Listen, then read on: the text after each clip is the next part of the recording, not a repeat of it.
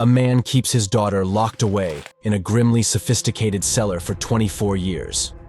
In that time, he tortures her, rapes her, and fathers her 7 children. It goes without saying that this is the face of a monster.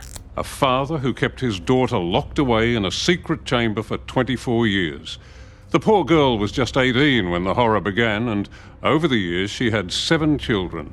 1 died, 3 were kept prisoner down in the cellar, and unbelievably, the others were adopted by the father and lived openly upstairs as his grandchildren. What punishment do you think monsters like this deserve? Join us as we recount this unbelievable story and explain why the White Torture Room is the perfect place for monsters like Josef Fritzl. Welcome to the White Room. White is often associated with purity, perfection, and, for the most part, all things good. So how can this possibly have morphed into a symbol of immense torment? Better yet, how dangerous can a white room really be? To begin with, the concept of a white torture room was inspired by a phenomenon known as extreme sensory deprivation.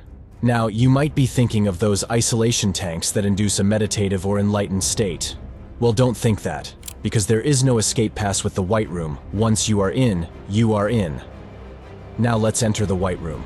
Soon as you step in, the first thing that hits you is the blinding white lights that cover the walls and corners. Next, you will find that the bed frame, blankets, even the toilet in the corner are all white. Even your food will be white. Yes, plain white rice. There are, of course, no windows. That means no sunlight, no chance to watch human interaction, no chance to see anything that could give you hope of a way out. Now, if you are an introvert, you are probably thinking that you got this. While this does not seem like torture right now, let us assure you that you don't got this. First reason you don't, the blinding lights. Those lights don't go off at night, so you can't have the semblance of a good night's rest. The lights stay on 24/7, and as bright as they are, they will never get dim. Because that, in fact, is the point. This constant illumination disrupts your natural sleep cycle. Remember, your brain associates bright lights with staying awake. Even if you wanted to, you probably would not be able to. After a few hours, restlessness will set in.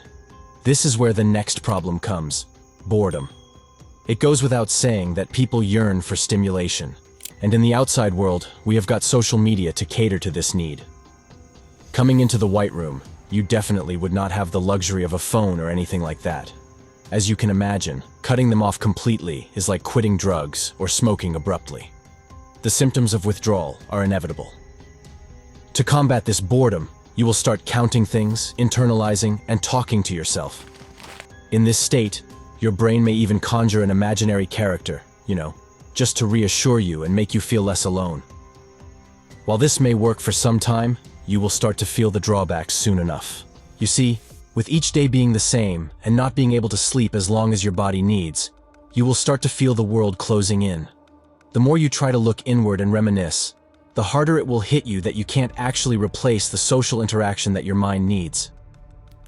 This isolation is only the beginning, and it will only lead to more horror. The relentless brightness of the lights accentuates the passage of time in this white world. You have no sense of time, and this further solidifies the mental panic that your suffering may not have an end. This is when hallucinations come in. It will start with the lights, then lines and shapes. At this stage, you will experience full-blown hallucinations. You have no control over what you will see and when you will see them. We are talking schizophrenic, full-blown hallucinations. This, of course, can be scary. Don't want to take our word for it? Take it from Iranian writer Ibrahim Nabavi, who was forcibly imprisoned and tortured at the Evin prison for over 3 months. In an interview afterward, he stated that the worst part of being in solitary white rooms was that it stopped him from feeling free. Even after he was released, the trauma from bearing such experiences caused him to not be able to sleep without sleeping pills. In his own words, it was terrible. The loneliness never leaves you. Long after, you are afraid of every door that is closed on you. It affects you. While we would like to say that nobody deserves this type of treatment, we also realize that we cannot. Evil exists in this world, and people like Josef Fritzl are proof of that. This man somehow managed to maintain a respectable public image, but in reality, was a monster behind closed doors. On the 27th of April 2008, his horrific actions would come to light, and it would send shockwaves around the world. His story begins in the quaint town of Amstetten in Austria. He was born on the 9th of April 1935 and lived a very ordinary life. Notably, his childhood featured a dominating and abusive mother.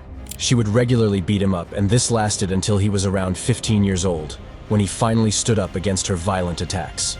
Psychologists in his case believed this was when he changed, and the earliest signs of his own psychosexual behaviors emerged.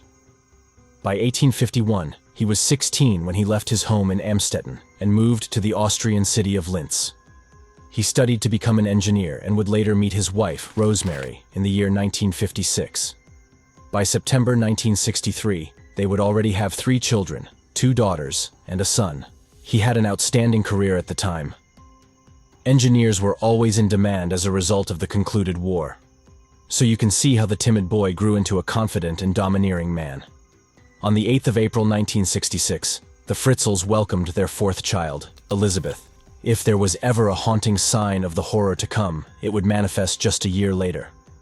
Fritzl was convicted of rape after following a young mother home to her house and raping her at knife point next to her child. Fritzl received only 18 months for the rape of this young mother. Even worse, this did not stick on his record permanently because, under Austrian law, an offender's record is wiped clean after 15 years. After his sentence, he returned home to a wife who had forgiven and stood by him. By 1972, the Fritzl family had grown. 4 girls and 3 boys. With 7 children, Josef Fritzl decided to expand the family home where he grew up. In addition to a new roof terrace, Fritzl also obtained permission to build a rather large cellar under the house. By September 1981, Elizabeth started spreading her wings. She was going to school and also had a job at a petrol station on the side. The older she got, the more independent she wanted to become. Unfortunately for her, Fritzl was becoming obsessed with her and making plans to keep her to himself. In time, he began to reveal his intentions by leaving pornographic magazines under her pillow. By the 28th of August 1983, she was done. She ran away from home. Sadly, she was found by the police in Vienna and sent back home, right into the waiting arms of her abuser. The tight leash on her afterward was the least of her problems because by the summer of 1983, the cellar was completed. On the 28th of August 1984, Josef Fritzl lured 18-year-old Elizabeth into the cellar of the house. When her back was turned, he drugged and handcuffed her.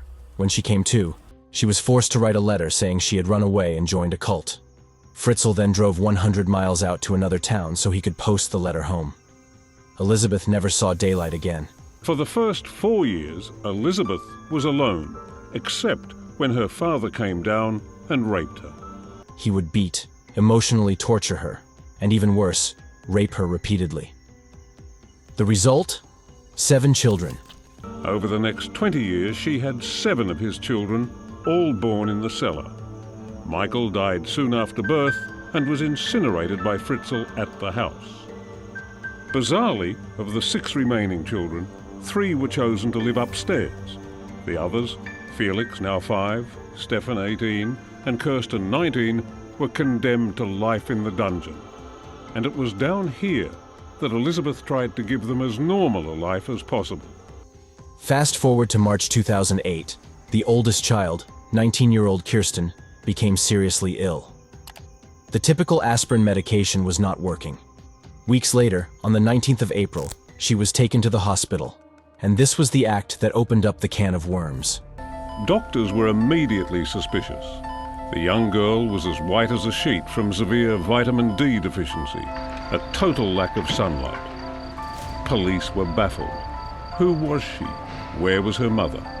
By Sunday, the 27th of April, news of Elizabeth's 24 years of sexual enslavement had spread like wildfire. But it wasn't until the 16th of March 2009 that Josef Fritzl was brought to trial. He was charged with rape, enslavement, incest, and the murder of one of the children he had conceived with his daughter. Elizabeth's initial testimony was video recorded, and this was used as evidence throughout the trial. By the age of 42, Elizabeth Fritzl had spent more than half of her life in captivity, without sunlight, and living under grim conditions. Josef Fritzl was found guilty and sentenced to life imprisonment. He got 20 years for enslavement, 15 years for rape, 10 years for deprivation of liberty, 5 years for coercion, and 1 year for incest. Do you think this is justice enough? Fritzl will die in prison, but for Elizabeth and her children, they have to deal with pain for even longer. He was a tyrant who ruled over their lives for years. The damage is incomprehensible, and we believe he deserves the White Room.